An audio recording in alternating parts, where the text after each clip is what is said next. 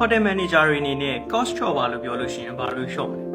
ဝန်ထမ်းလား amenities လား laundry လား electricity လားဒါတွေကိုချော့လိုက်ရင်ရောအဆင်ပြေသွားပြီလားဥပမာ hotel တစ်လုံးက amenities တစ်ခုကို2000ပေးပြီးဝယ်ရတယ်ဆိုပါစို့1000တောင်ပြောင်းပြီးသုံးလိုက်တယ်